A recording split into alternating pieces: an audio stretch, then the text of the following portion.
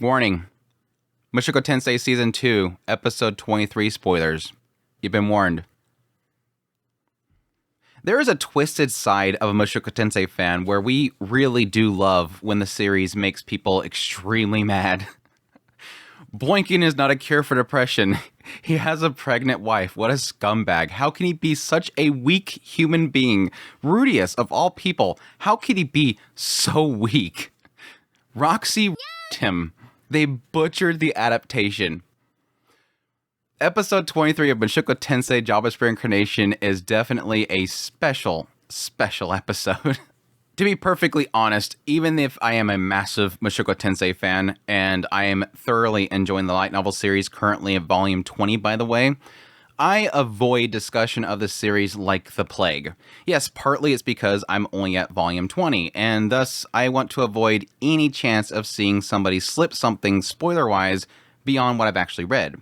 But there's the other side that, yes, I grow tired of discussing or hearing all the typical arguments that you get from typical people outside of the fandom itself, just the absolute anger and vitriol around how terrible the characters are of Mushoku Tensei. Plus, I use most of my energy just trying to fight with my own chat for my Mushoku Mondays, every single Monday, by the way, where I analyze the actual novel series. But no, obviously, after episode 23, knowing it was going to be extremely controversial, I found myself just tripping right into the rabbit hole once again and falling right into some of the most emotional responses ever. But no, don't get me wrong. I actually think that the response to this episode was extremely positive, which actually shocks me a lot. I thought that I was going to be a lot more upset over what actually happened in the episode. And you might be able to chop that up as possibly a good choice by Rifujin and the script team for the obvious changes they made for the episode itself. But I did still see a lot of people that were upset. I think a lot of the anime-onlys, the upset is going to come from, yes, them first discovering this extremely disappointing moment in the life of Rudeus, and yes, ultimately Roxy as well, and the decision that they make in this episode. And yes, a lot of the discussion around the light novel readers is, yes, wanting it to be pure and as close to the source material as possible, whereas, no, this was not close to the source material in a lot of regards, skipping 3 very pinnacle scenes, and plus, yes, technically changing how the whole incident happened between Roxy and Rudeus. Again, for those that don't know, in the light novel series, Rudeus pulls Roxy back onto his lap, and then after being told we can do it, he literally throws her down the bed and goes at it very violently. Anyways, I did end up finding one post that I think pretty much encompasses everything that people are upset about, at least from an anime-only perspective, and also kind of tipping in some light novel information that I do want to go over just to give my thoughts on the responses of it, because I think this post pretty much covers everything. I won't name who actually posted it, where it's at. You might be able to find it yourself. I just want to look at the information, and I don't want to call the person out. It's not really that big of a deal. But before I do that, I do want to go over my thoughts regarding the actual changes that was done. So from the vantage point of those that are the source material readers that, yes, have seen the changes they made. Again, the biggest changes they had was the fact that they completely skipped Elise talking with Talhan and Geese and Roxy about betting Rudeus in order to save his life. That, I think, is crucial just to understand why Roxy ultimately went into that room thinking that that was a way of actually saving Rudeus. Now, again, she does technically say later on, or at least hint at it, that that was something that she was wanting to do in order to save his life. But yes, she did have ulterior motives. She did love him. So it's like, I did get something out of this. So for me personally, that's not a massive deal, but it does technically add more to, I guess, the more dirtier side of the world itself. It does explain why somebody would think that doing this would save them, which is a discussion I'll get into later on. The more painful part for me personally was, yes, the aspect they took a lot of discussion in Rudeus' head regarding his father, Paul, and how he wanted Paul to live on, and he was upset that Paul would, basically give his life to save somebody that was a fake. I'm not his real son. I'm a fake son. Why would you risk your life for me? But again, I'm not too upset. I think they did well enough to show that he was pretty broken by this. I think the part that kind of bugs me the most is, yes, skipping that Rudeus talks to Roxy about a hypothetical person that was reincarnated into this world and that they made the same mistake a second time. They did not acknowledge their parents. Yes, in this discussion, Roxy does seem to figure it out that he's talking about himself, thus implying that Roxy at this point in the story for the anime knows that Rudeus at least is a reincarnate, because during the hypothetical at some point she responds directly to him and tells him what to do rather than this hypothetical person. The last big thing they changed was obviously at the very end. Again, this is skip content for the anime onlys. Elise basically scares Rudeus into making the commitment to marry Roxy by saying that Roxy missed that time of the month, that she is possibly pregnant. This is one of those cases where I think I don't like the fact that it was skipped, just because it is a dirty choice that was made by Elise that ultimately pushes Rudeus to make the decision that he wasn't going to commit to, even though she knew full well he wanted to do it. She knew he loved Roxy, and Roxy loves him, and he kept dawdling around the idea that he has to be faithful to Sylphie, which is a good thing. It's commendable. I fully acknowledge it. But this is the way of actually bumping him to just make the damn decision before she disappears. Again, it's one of those things where it's a uncomfortable truth. Elise did this. It's wrong, but at the same time, it happened. And I like those stains. I like those scars. I like those kind of nasty things these characters do that show that they are manipulative humans in the end. They're flawed, manipulative humans in the end. But still, I do want to make it perfectly clear. I talked about this in my previous video talking about Rifujin's tweets that he made on Twitter, talking about that, yes, he had a lot of discussions with the scriptwriters in meetings, and he apologized to them because he was being very tough to work with. And this was regarding the desire to make the story itself more acceptable to a broader audience. And even, yes, over time, he made further posts later on pretty much confirming that yes, his desire is to not make it to where acceptable by everybody. That's not the point that he made in those posts. He was basically implying that if he could possibly pull in certain audience members that may not like something like this, but be okay with everything else, he'll want to adjust it a little bit in order to make it more acceptable. And that's, again, obviously seen in this episode because so much was changed. A lot of context was changed. I think ultimately for me, I think probably one of the biggest ones seems to be the fact that, yes, again, instead of Rudeus pulling Roxy back and then throwing her onto the bed on top of her, it decided to change it that Roxy pulls him instead and then climbs on top of him. But for me, honestly, in the end, I'm okay.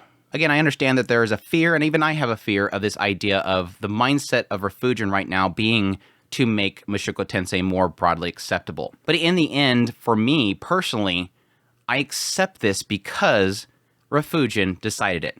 In the end, it is his story. And if he wants to adjust it a little bit to make it more broadly acceptable, that's his choice. It's his story. He can do whatever he wants to it. Like I said in my last video, if he wants to cut 5 volumes, do it. Just go ahead. That's fine. It's your property. You know better. I'll take whatever I can. The novel series is still going to be there for me. But again, I understand that people are probably not going to be okay with that. So with all that said, let's dive into this post. Let's actually get into this post. Again, I think a lot of people's responses to this whole episode was more of like just kind of being upset that Rudeus would do this, or being upset for Sylphie, obviously, the pain that's there. Like I mentioned when I did my first analysis of this entire chapter, my whole standpoint there was I didn't want Rudeus to do this. I want to make it perfectly clear. I was not okay with Rudeus doing this. I wanted him to be faithful to Sylphie. But that's my belief systems. I think there is sort of a disconnect that sometimes people have with reading a story about a fictitious world. One, I think people get way too invested to the point where they can't close the book afterwards and have a decent civil conversation about it. And I think the other side of it is that, yes, I think that a lot of people I think take things a little bit too personal and apply their own morals to the characters of the story, and thus they can't accept to continue to read the story, which I think is probably going to be different for each person, and I don't blame people too much for it. But again, like I said, I found one post that I think encompasses pretty much everything that I seen as I was reading around, so let's go through it. And if you're the person that made the post, thank you for the entertaining read. They open with, "This is not a hate post. I actually love Mushoku Tensei, and it is my top 15 anime. The world building and the lore behind everything are insane. I strongly believe Mushoku Tensei is at least a 9 out of 10 anime. I could write a whole essay on why Mushoku Tensei is one of my favorite anime. But," there's always the but. "That's not why I'm writing this today. I'm here to talk about the latest episode, which I really don't like for a lot of reasons. Read it till the end before replying to me. Again, this is not a hate post." Again, it's not a hate post. I am not opposed to polygamy, and I never will be. In fact, I believe that polygamous relationships can sometimes benefit all parties involved. However, Rudeus having sex with Roxy is straight up cheating. No excuse. All right, we already have our first bullet point right here. Hello, everybody. Question for you. Do you think that Rudeus having sex with Roxy is not cheating? I don't think anybody's arguing this. There's going to be a lot in this post, by the way. He is not yet married to Roxy. Some light novel readers are making excuses for him cheating on his pregnant wife, such as Rudeus is depressed. Hello, all light novel readers. When you tell somebody that's asking why Rudeus did that, or you're trying to explain why Rudeus, this whole thing happened, are you ever saying that it is an excuse? This is one of the things that I did notice quite a bit while I was browsing around, is that there's kind of this kind of back and forth that happens where somebody says, I'm really upset about this situation. And then somebody that is a source material reader goes, well, maybe it's because you're missing context. This is why she slept with him. It was because he was depressed and he was dying, he wasn't eating, and Elise basically told, Elise and Geese were talking about how Elise would typically sleep with adventurers who are depressed and broken, and it would spark the life back into them. It's this idea of just kind of getting that energy back into them. And yes, there is a lot of psychiatrists out there that will agree to this. And what happened is that people will tell them the context as to why Roxy did it and why Rudeus got back on his feet. And then the response to the person originally will be, you're excusing it because of that? That's not an excuse. No. You're getting this wrong. It's not an excuse. It's what happened. That's all they're giving you is the explanation as to why this was done. That's it. Anyways, continuing. They say, basically, Rudeus is depressed. He hasn't eaten for a month. That's incorrect. They imply that essentially for about a day or so, he was with Zenith. And he was not keeping down food. His throat was just clogging. He was drinking, though. And then following him discovering that Zenith was an empty husk, which he says that he had a few meals, at that point, he locks himself in his room. Later on, in the bar meeting between Elise, Roxy, Talhan, and Geese, they imply that he had been in there, shut himself up for almost a week. So if you add pretty much the entire time from the point in which Paul died, the assumption is at that point, he started having problems eating because that's when he became depressed. He wasn't keeping things down when he was with Zenith, and all the way to that point. So the assumption in my brain would probably be about a week and a half. Typically, I think they say that you can go up to a month without eating, as long as you're drinking, which he was drinking. He was doing his best to drink something. We don't know how much he was drinking when he was actually called up in his room. He was eating out with Zenith or drinking out with Zenith and Lilia. But with his actual physical and mental state, he was pretty close to death. Yes, they were saying that he was at death's door. He was pretty close. Again, his face is all sunken in. He was pretty much going to die soon. Again, not saying it's okay. It's not excusing it. It's just what happened. Again, they say Rudeus is depressed. He wasn't eating for a month. Sex is the last resort that everyone had discussed to get Rudeus out of depression. Yes, that's what Elise and Geese were talking about. They had no other choices. The problem that I think a lot of people have with this whole segment of the story is that they don't understand. There's no psychiatrist. Geese is not a psychiatrist. Elise is not a psychiatrist. Talhan is not a psychiatrist. Roxy is not a psychiatrist. Roxy has very little social experience to the point where she really doesn't know what the hell to do. They're not doctors. It's just that Geese goes, man, that boy's not doing well. He's probably going to die. Hey, Elise, you said you've had experience with men going through this before, right? And you said every time you could fix them by sleeping with them. That's an option. Again, it's just you've done this before, right? It worked. Let's do that. They don't know what else to do. That's just something that Elise has done before and several times, and thus, hey, that's our option. Again, doesn't make it right. It's just what happened. Or, man, we're almost done with this, or he needs sex to cure his depression. That's a thing, yes. I will reply to each of these excuses and explain why they are still not acceptable for everyone involved, including Elise, Roxy, and Rudeus. Okay, let's go, Dad. Okay, Dad, let's go. The quote-unquote, the first one, Rudeus is depressed, and he needs sex to cure his depression. Marriage comes with the enormous responsibilities to your spouse. Yeah, that's correct, Dad. Thank you. It is not merely a plaything. If sex is the only way to overcome depression, then he is a pathetic, fragile, small-minded little boy with the mental age of a 49-year-old. Hi. Welcome to Mushoku Tensei. You must be new here. That's Rudeus. Hi. That's Rudeus. And yes, I'm going to say what a lot of fans of Mushoku Tensei, or at least people that are paying attention, will probably say immediately. That's the point. Rifujin made Rudeus this way because this is Rudeus' character. It's not to say that he is a strong individual. It's not to say that he is a weak individual. It is the mirror aspect of having... the hope is for the reader and the person experiencing the story to have empathy for somebody who is fragile, who is, yes, weak. Somebody who is, what I would argue when he first came to the other world, a man-child. He is a person that never grew up because he never had the opportunity to, because something horrible happened, he locked himself up, and he closed himself up mentally, and nobody was able to get to him. And thus he has this new life, he has a new opportunity to try a new life, and that's when he's trying this whole thing out. And yes, he's still going to fall. And yes, having your father, who you just never really connected to, suddenly give his life to protect you from death, dies, is split in half, is bleeding out before you, his eyes are going blank, his mouth smiles to you, as if to say, "Thank God, you're alive, I saved you, please take care of Mom," you're gonna be a little effed up. Not that I have experience with that, but I've had at least experience of watching my father's eyes die away. It's not fun. It's not good. And this is, again, a fictitious story. This isn't real.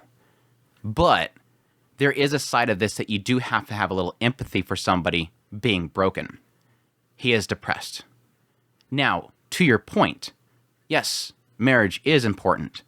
And depending on your beliefs and your moral standings, it is one person. There's a lot of societies where it is more than one person. I can't really say, I don't really want to stand from a standpoint of saying you have to have only one wife. My personal belief, my own personal belief, and this is what I was saying when I covered the segment of the novel series, my personal belief was that he should be faithful to one person. But I'm not Rudeus. And that's plain and simple as that. I do believe in the idea of being faithful. And I think Rudeus, again, should have been faithful because that's what he promised. But things happen. That's mistakes. And that's exactly what the story is going through. I'll get through this eventually. He needs to think about the responsibilities that he has now that he is married adult. A real man knows how to manage and handle his emotions and responsibilities. I'm not going to keep hitting on this point, but I'm going to assume that you're trying to be stern about this whole thing. And I do believe there is a side that some people do need a stern talking when it comes to their issues with emotion and responsibilities. But there is still an aspect here that he is a broken person. And I hope that you never have to deal with people that have broken emotions, because the worst way to come to a lot of people is to essentially spit in their face. The way that you're wording this is not a way to handle somebody that might have emotional issues. Again, yes, I acknowledge, just like you do, that he is an adult, but even adults can have emotional issues. His wife is pregnant, and here he is having sex with another woman to cure his depression. He needs to step up his on his own rather than keep relying on sex. Rudeus is having a depression is such a weak excuse to cheat on his wife. Again, it's not an excuse. It's just the way that they knew how to fix it. It was what they chose because they're not psychiatrists, and based on one person's experience, that was the way to fix it. Again, it's not an excuse. It is what happened.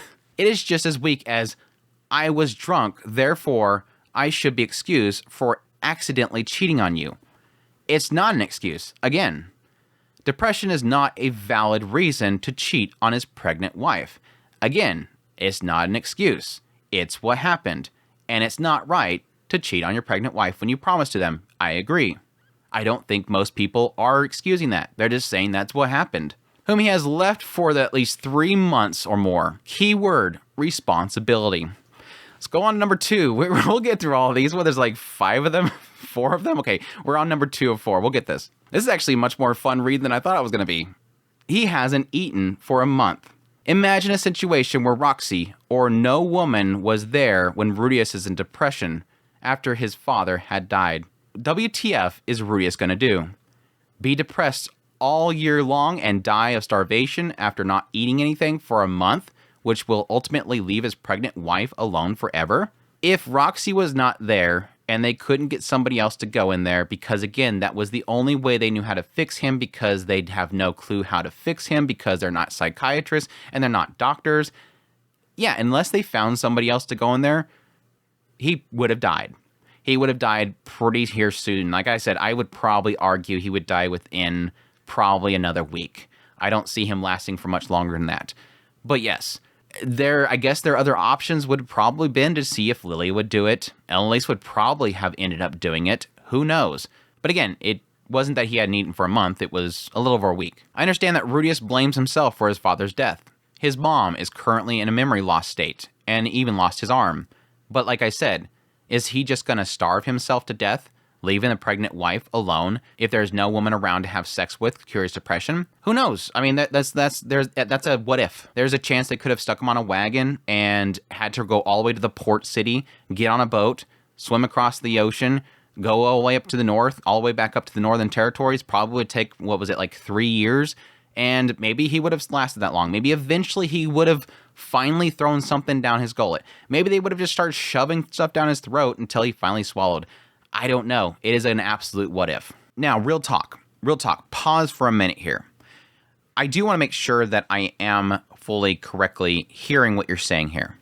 And if you are taking this from a vantage point of this makes no sense, would somebody really literally die if somebody didn't sleep with them? Would Rudeus really just sit there in depression and die and leave his wife, his pregnant wife, alone for the rest of her life? A fatherless child, a husbandless wife, a widow, just over this depression? Yes, sadly that happens.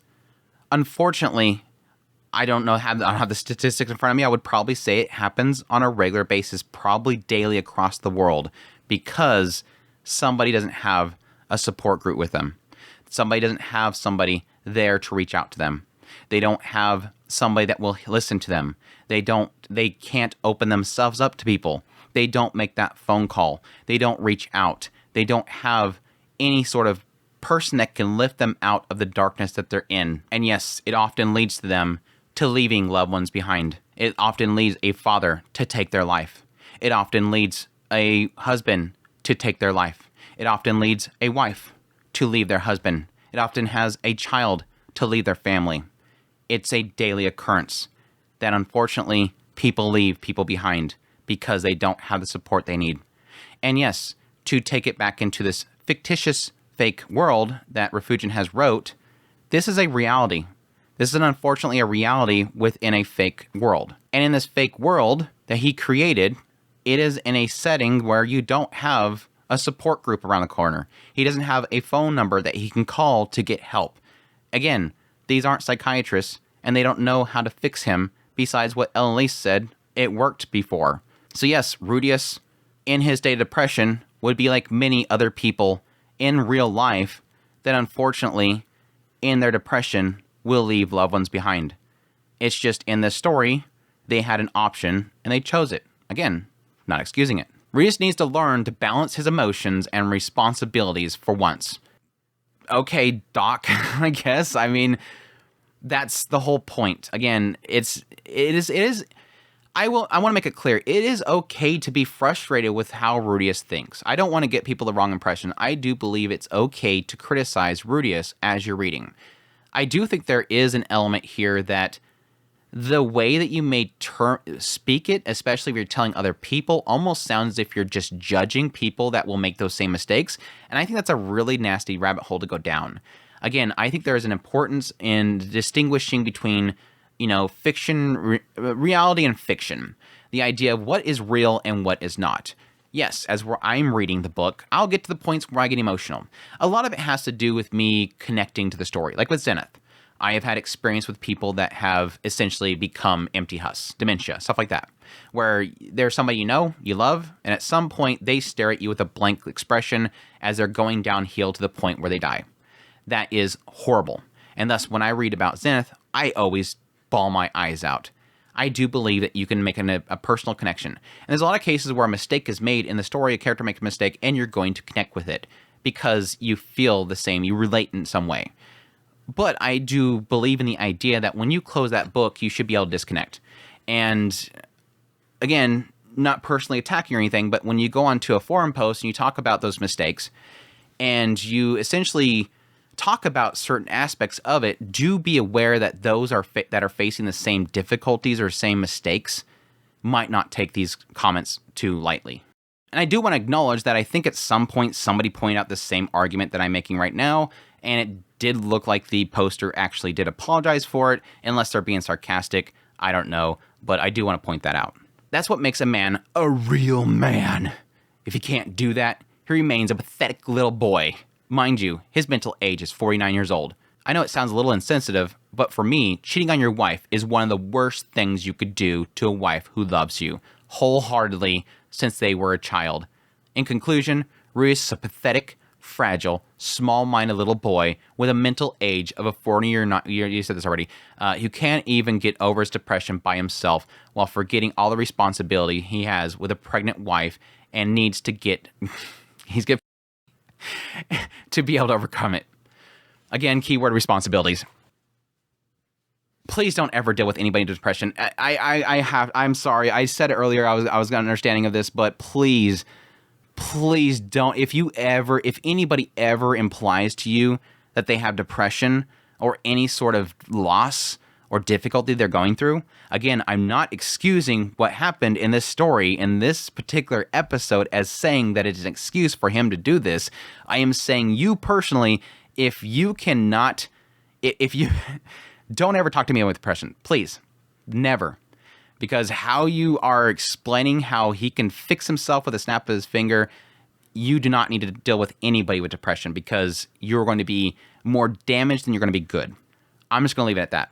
Number 3, sex is the last resort that everyone has discussed to get Rudeus out of depression. OMG. This is the weakest excuse I have ever heard so far from light novel readers. Again, I think you're misinterpreting explanation for why they did it to an excuse. There are so many things wrong with this excuse. Is sex really the best answer that they can come up with as to the last resort to get Rudeus out of depression? The light novel readers are not saying that is the last resort to get Rudeus out of depression. Ellen and Elise, talking with Geese, Talhan, and Roxy, or technically just Geese and Elise, they come up with that being the option because, again, they're not psychiatrists and they're not doctors, and this is the only way they've seen of being able to fix somebody in a similar situation. Roxy's final answer to the last resort to share Rudeus' sadness is sex? I'm gonna actually say yes. I'm gonna actually answer that to yes. Even though there are thousands of answers to get someone out of depression, I'm just going to say, based on the last paragraph that we went through, I'm going to say I don't want to know a single one of yours. I'm being mean now. I don't know about you guys, but sex is the last thing I want to do with when I'm depressed about my father's death and mom's unknown condition. It is a thing, technically, yes. There's a lot of psychiatrists that have actually talked about this. It's kind of like a primal thing that, yes, doing this is technically some things that some people can do in order to essentially unload a lot of tension and actually move forward. Again, not saying it's a good thing that he did this. It's not an excuse. It's just that's the idea. Sex is the final answer? How about having a real talk with Rudy? She did that. It didn't work. And she was very good at it, to be honest. Again, especially if you get into the light novel. She did do a very good job of trying to relate to what he was going through, trying to connect, and yes, also divulging a lot of her connections to him and his family and how much it hurts her as well. She was doing a lot of talking. Everybody else that tried to talk to him, yes, he never heard any of it. Everybody came by to talk to him, and every single one of them, it was like womp, womp, womp, womp, womp, womp, womp. He heard none of it. They basically said all he was saying is yeah to everything. Instead of forcing him to have sex, wasn't forced. We're probably going to talk about that a lot in this one. They should have forced him. They should have forced him to think about his current responsibility as a married man with a pregnant wife, waiting for at least 3 months for him to come back. I do technically agree with this one. Something I kind of agree. I do kind of wish that there was a little bit more of an effort to get into his head that he has a family. The assumption is that because everybody was going in there, trying to talk to him, telling him that we need to go home, I can assume that one of them would have probably said, we need to go back to your wife. I would probably easily say that if probably Elenice went in there, or maybe even Lilia, one of them probably mentioned, hey, you need to get home to your wife. But again, what they say, he didn't respond to any of it. Even Rudeus himself said, I just didn't hear any of it. Force him to think about what his dead father entrusted him to do after he died. That would probably be the worst thing, because that's why exactly he's actually depressed right now. That would be the wrong thing to bring up right now. Punch him if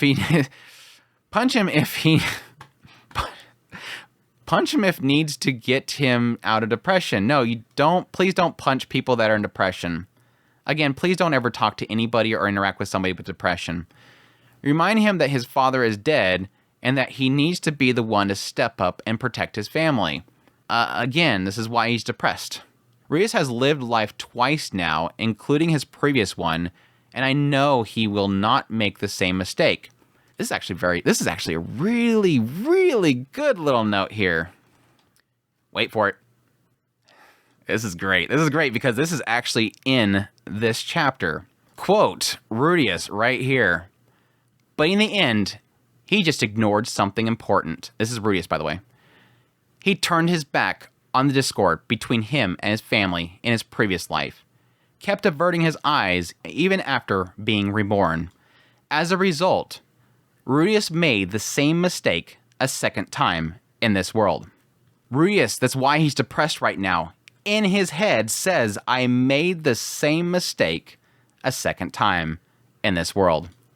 That's why he's depressed right now. That realization. It's a pretty good one. I'm glad you, it's like, I wonder if you actually read it. Yeah, this has been turning out to be a fun little analysis here. He will not be a shut-in, just like in his previous life, when he has family waiting on him. But he is currently a shut-in. He actually tried to keep himself from that. When he first got back, and before he found out about Zenith's condition, what's actually her condition, he actually forced himself to go in there to be with Lilia and Zenith because he was afraid of getting locked in there again. And then he ultimately goes back there and locks himself in. He right now is a shut-in. He learned his lesson, and someone just need to give him a real good talk. He has shown himself multiple times in the series that he won't repeat the same mistake. Made the same mistake a second time in this world. I'm going to keep quoting that one. Cheating on his wife is not really necessary for him to overcome his depression if he really is a real man. And again, don't ever deal with people with depression, because I would really hate for you to tell somebody to be a real man. It doesn't help. It's actually very patronizing. This post is sounding like somebody trying to pep talk him from his previous life, and he's yelling at them to get away from the door and shut up and bring food. You sound like the people trying to tell him it's okay and it's so easy in his previous life. I think somebody actually made that comment in this thread. And I don't know why everyone thought that sex is really a good answer as a last resort. The only person did was Elenice, because she did that to help a lot of adventurers that have dealt with some serious trauma. It's not that they're doctors, it's just they figured that was the only way. Moreover, did all of them ever stop to think about what Rudeus might think after he had sex when he was in depression while he currently has a pregnant wife waiting for him at home? No, because, and this is going to be one of those aspects of the difference of culture. This is a difference of culture thing. Nobody in that room thinks that there's a problem with him having sex with another person. There's several people in that room. Geese is talking about how he wants to go to the brothel, but he can't. They won't let him go there. They said for some reason they won't let him go to the brothels. Maybe because the people in that area don't like him. Maybe because of his race. Maybe because he looks too much like a monkey man. I don't know. Elise, she is all for the idea of sleeping with tons of men to help her curse. She's currently with Cliff, and yet she has to help with her curse by sleeping with people. It's not a moral issue for her. The only reason that she doesn't want to sleep with Rudeus right now is because she doesn't want to do that to Cliff and Rudeus in the relationship and her relationship with Sylphie. That's all. She does not want to ruin Sylphie's relationship with Rudeus, and she doesn't want to do anything that could possibly cause problems for that, even if she's perfectly fine with it. Talhand, I don't know.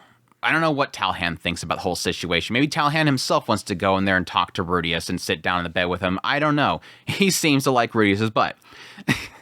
Nobody, and Roxy has zero experience with relationships whatsoever. None of them have a problem with multiple, in the world that they're in, the only people that have problems with having multiple wives is people of the Mills faith. And there's nobody in that entire area that's into the Mills faith. Thus, they don't see a problem with it. The only people that are going to see a problem with it, again, is people of the Mills faith and people of our world that think that one wife is the important thing. Again, I personally think that you should be faithful to one person, but that's not this world. And I think that's the issue that you kind of face there. And it is a moral issue for those that are reading the book, obviously. People reading the book are going to be thinking just like Rudeus does. That's the cool thing. Rudeus, the only reason that Rudeus is conflicted with it is because he wants to be faithful to Sylphie because he thinks of his old mind. And he even talks about that in this chapter, I believe, that this is an issue that he is facing, that he's thinking like his old world. Sylphie told him that was perfectly fine. She knows that she's not going to be, a lot of it had to do with the fact that she's pregnant and that she knew that he had an active libido. And she was saying it's perfectly fine. Go ahead and have somebody else. He was saying that he should stick with one wife. And again, that is a promise that he should not have broken. And I perfectly agree with that. But it's a different world. That's the thing. Nobody's going to see a problem with it. He might blame himself for even more for not being able to stay faithful to his wife. I agree with that. That is definitely something that if somebody knew about that promise and how much he was stuck on the idea of being just with one wife, they would see an issue with it, yes. But nobody knows that. Things could get far worse if Rudeus falls in depression, even more after not being able to suppress his sexual desires and end up cheating on his wife. I do like the fact that you're pointing this out, but then you said that he is doing it without thinking. To sum it up, no matter how much I think about it and try to do mental gymnastics on myself, sex is really not the best answer that they could think of. In fact, it is the worst answer. Yeah, again, to our world standards, our morals, sure. In that world, nobody cares. That's the big difference, unfortunately, I think you're going to run into. Roxy's actions in the anime and Rudeus' actions in the light novel. Here's the spicy stuff. The last point, bullet point, this is where things are going to get super spicy, and people are going to probably disagree with me here. But it's fine. Again, we can all put the book away and walk away and smile and have good conversations, right? Anyways, Roxy's actions in the anime. So he's been filled in, apparently. Do I even need to say much about what Roxy did? No, tell me. She herself admits that she took advantage of Rudy when he was depressed. She basically, would I interpret this, by the way, this is my interpretation by what she was saying to Rudeus. We didn't have a mental, inner dialogue of her when he was talking to her out in the desert. My interpretation of this was that she was trying to go, don't blame yourself. It's my fault. I did it.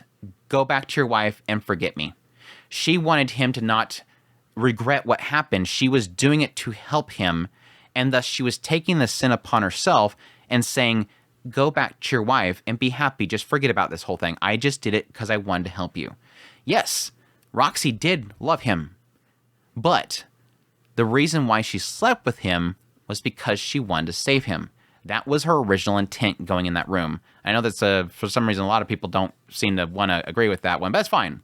No need to sugarcoat it. What she did was disgusting and should never be excused. No matter how long she thought about it, it is still wrong for her to take advantage of Rudy, even though she thinks she helps Rudeus to get over his depression. And like I said above, sex should never be the answer to cure depression. There's 1,000 ways to help a person to get over depression, and sex is not one of them. Again, to your final point here, I don't want to hear it. Whatever method you think there is, because so far what you've said is punch somebody, tell them to give them a good talk, tell them to wake up and stand up like a man. I think every option that you have is probably going to be far worse than sex. And yes, technically sex is a thing. But no, like I said before, yes, she went in there in order to help him. That's why she said, you want to go out shopping? And then she started talking about, her whole adventure and trying to relate to him. She tried to comfort him, cradle him, even talked about how much Paul and them meant to her, basically talking about how the importance of them is equal to her. Not equal, but she did kind of slip up here and there, and he didn't like it. But she is sort of basically trying to equate herself and saying how much it hurts her as well. Ultimately coming to the point where she does say that she wants to carry a lot of his burden, asking him to lean on her, ultimately leading to the point where, yes, she goes to leave. He pulls her back. She says it's fine. They go at it. Again, the statement of taking advantage is more of an aspect, I believe, that she was trying to say, don't worry about it. It's my fault. Ignore what happened. Just move on with your life. Go back to your wife and be happy. It's just simply she wanted to save him, and she tried everything else. And then she goes, that's right. The only other option I have at this point is I got to sleep with him. And even so, she said that she didn't even think it was going to work because she figured that he wouldn't even want her body. There was no way that he'd want to sleep with me. She didn't even think that she would be good enough. But yes, she did love him. And yes, that was something she was getting out of it. Now let's look at Rudeus' action in the light novel. This is the juicy stuff. I heard that in the light novel, Rudeus was the one insisting to have sex with Roxy. Not really. Is he really such a pathetic, fragile, we're going to do this again, little boy that he needs to cheat on his wife to get over his depression? We're going right back to the whole thing again. So yes, again, in the light novel, what actually happens is, again, she proposes the idea of going out. She proposes she talks about her time adventuring, somebody shielding her and dying for her sake. The fact that she loved the family, was a second family to her, ultimately going behind him and hugging him. At that point, he starts to feel her heartbeat, and it starts to warm and smells her, and it starts to soothe him. The anxiety starts to flood out of him, and he wants to get closer to whatever was causing him to calm down. Roxy's presence, warmth, and what she was talking about was calming him down and making him feel comforted and warm. Eventually, yes, she goes to get up. That's when he grabs her and pulls her into his lap. At that point, she says, I'm not really that good. You probably have a lot of other people you can choose. You could probably go to the brothel or something. But hey, if I'm sufficient and it will help you, go ahead. We can do it. At that point that he thinks, wait, do this? What is she talking about? Who put this into her head? Who put the idea of sleeping with her into Roxy's head? Oh, it's got to be Ellen Elise. That Ellen Elise, yeah, gosh dang it. At that point, yeah, it finally overcomes him. He takes her, throws her down on the bed, climbs on top of her, and that's it. It cuts away. And he says that he was extremely violent with her, very forceful of her at the next day. So there you go. Yeah, that's pretty much what happened. Now, I've seen some people argue that with the anime adaptation, it is implying the idea that Roxy, again, forced herself upon him and he did not consent. I do have to give massive credits to Psychoultrist. I think I'm saying that right. Psychoultrist. Really cool YouTuber. I think he does mostly live streams and then he puts his stuff on YouTube. I barely ever watch him because I'm afraid of his chat. His chat's bad. I'm afraid of his chat and seeing spoilers. So I don't watch him, but I do plan on watching a lot of his stuff after I finish reading the novel series. But he puts it best. And this is a person that's actually a psychologist. Body language is everything in that situation. So massive credits to him for technically pointing this out the best way possible. Nonverbal cues. And this is probably purposely done this way for the adaptation. They probably did this on purpose. They purposely put in a lot of body language in that scene to show you that it was consensual. When she puts him down on the bed and climbs on top of him, he blushes. He doesn't protest. Silence isn't consent, but so is not saying, no, don't do it. He kisses her back When she goes to kiss him, he kisses her back. He allows her to be on top of him. He could easily turn. He could easily shove her. Yes, he's in a weakened state, but he has enough energy that he can yell. And yes, finally, at the very end of that scene, he interlocks her fingers. These are all nonverbal cues that he is consenting to what's going on. I think that is an incredible analysis, by the way. I noticed some of those things like the blush, but yes, it's a good thing to point out. These are all things that he is doing that shows that consent. But yes, I do kind of find it bothersome the anime itself even had her climb on top of him, because in the light novel series, it seems like a consent because she says yes, he grabs her, throws her down, and that shows his consent. So they both have their way of showing the consent.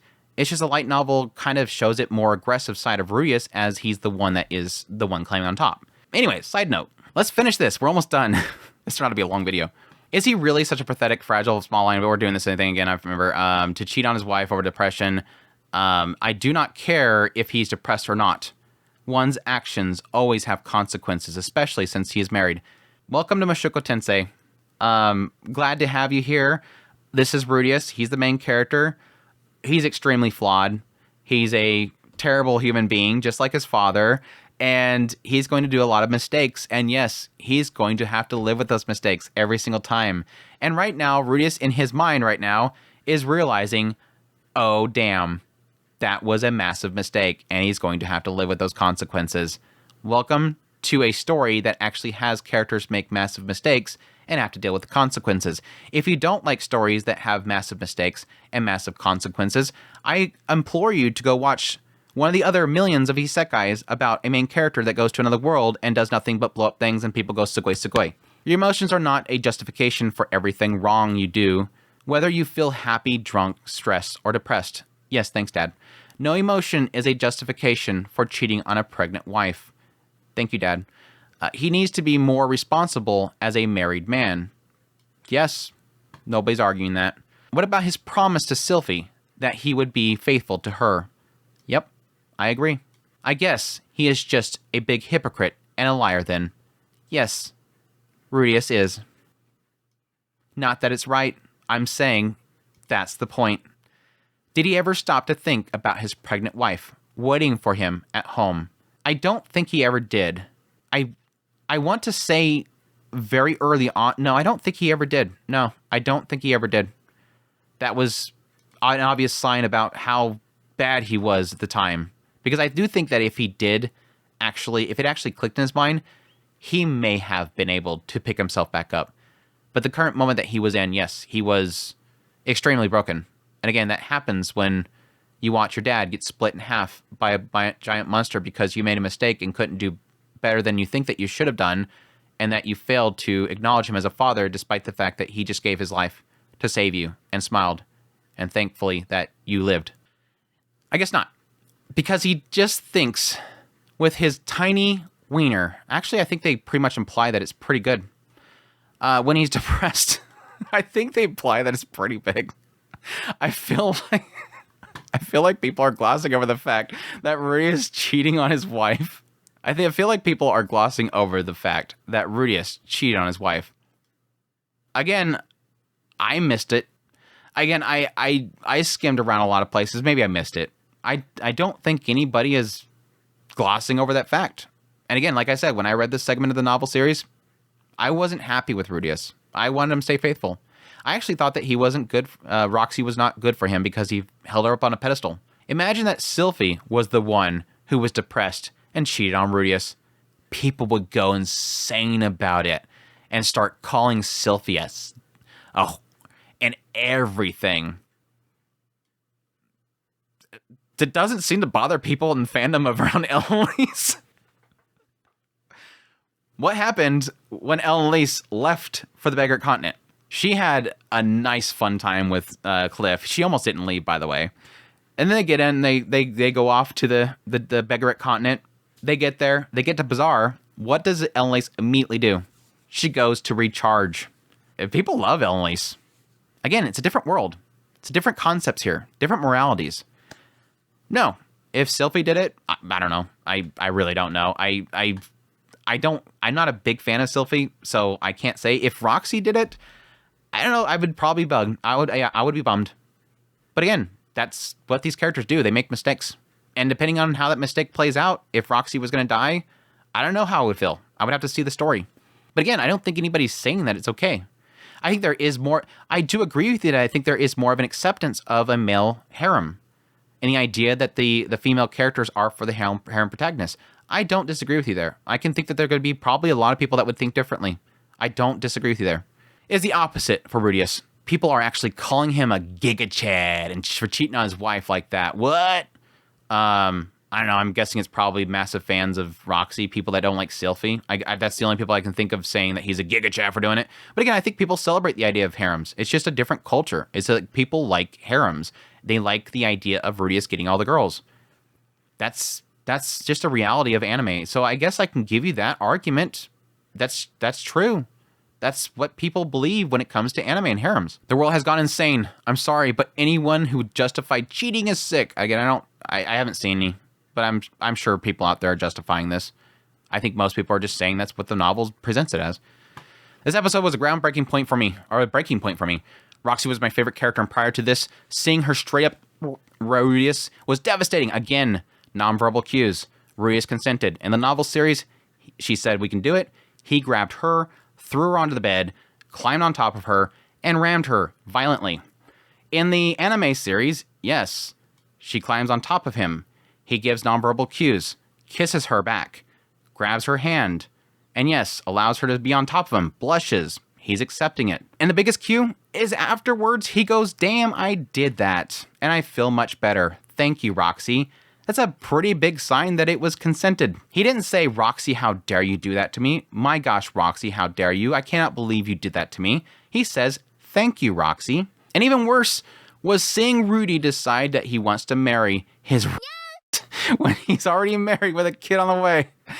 Again, because it was consented relationship between two adults in a world that is okay with multiple wives. The show has had some pretty messed up stuff before, but I've been okay and overlooked it because of how great the show can be at its best. What happened in this episode was too much for me, and I don't think I'll finish the season. Yeah, I probably should stop at this point. If this bothers you, like I said, if you don't like characters that have flaws and make mistakes and struggles and has depression, maybe it's not for you. Anyways, that's the end of the post. At this point, after reading this, again, like I said before, for one, please, whoever wrote this, never talk to anybody with depression, mental issues, any sort of loss or grieving they're going through, because I think you would probably handle it poorly. Or you would end up in jail for assaulting somebody by punching them, thinking that was going to fix the situation. You're not a therapist, and it kind of shows. But at the same time, again, I don't think the issue really is that people are excusing actions. They're explaining what the context is from the light novel. And again, it doesn't make it right. And again, like I said earlier, I felt bad for Sylphie, and I really didn't want him to do it, but it happened. It's called mistakes. It's what the story's about. The story's about flawed people that make mistakes. And in the end, what kind of turns from it is, will it be happiness or will it be massive regrets? That is always the thing that Reese is going through. Am I going to regret this massively? Is Sylphie going to leave me because of this? I could have destroyed my entire family. Is Sylphie going to stab me when I get home? Is she going to pull a school days on Roxy? That's always the question mark. It is massive mistakes, and what the characters will do in response to it, that is always the question. But again, it's what makes Mushoku Tensei interesting, is to see how these actions end up resolving. Will they get over it? Will it turn into worse things? Will it cause Rudeus to go down a worse route? That is the question marks that are raised by a very interesting writer that is willing to get into very deep and very upsetting subjects like this. It's like everything else that this writer gets into. What Rudeus was doing before he was kicked out of his house in his past life. That is horrible. But guess what? That's what makes his disgusting character interesting, to see that he could possibly change his life. It is always the story of Mushoku Tensei. It is always going to be the story of Mushoku Tensei, and is what makes Mushoku Tensei the great storytelling that it is, that it can invoke feelings like that. So you're right to have those feelings. That's what Rifujin wants to do. He wants to invoke those discussions. The fact that there's so much discussion around this, even though some of it I think people get a little too carried away and personalize it a little bit too much, it's what makes it so great, that it makes you think about these things. What would you do? Would you be able to get through that? That's the important thing there. Not to demean people that can't get through it, but more to kind of point out, what would you do? But anyways, that was interesting. It turned out to be a really long recording, so hopefully people stuck around this entire thing and enjoyed this discussion, but this ended up turning into like a Mushoku Monday in itself, but I hope you guys enjoyed this video as always. Again, keep discussion civil in the comments down below, but let me know what you think about this whole bit here. Or if you're a massive Sylphie fan and you hate me for defending Roxy, even though I, again, point out, I think it was a mistake. She even acknowledged that it was a mistake. But it comes down to the intent. I think the intent is still there. And I think that everybody sort of had a good intent there. And I do believe the anime sort of kind of turned it a little bit more to be romantic more than anything. But again, until the end, everybody acknowledged it was a mistake. But what came out of it was that Rudeus is alive. And so it's hard to really kind of argue the end result. But it is cool because then you can still question, would Rudeus have been able to make it home? It's the what ifs that we'll never know, unfortunately. But anyways, if you're new to the channel, make sure that subscribe button if you don't hate me at this point.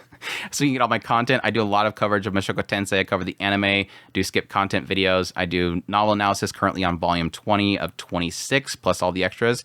And additionally, appreciate you guys for dropping by. Hope you enjoyed this video. Hope you find it informative, or at least got my perspective of it and you enjoyed my perspective of it. But additionally, if you like this content and you want to support the channel more, I have Patreon link, tips, links, so thanks, membership button below. Greatly appreciate it. It does. Y'all take care.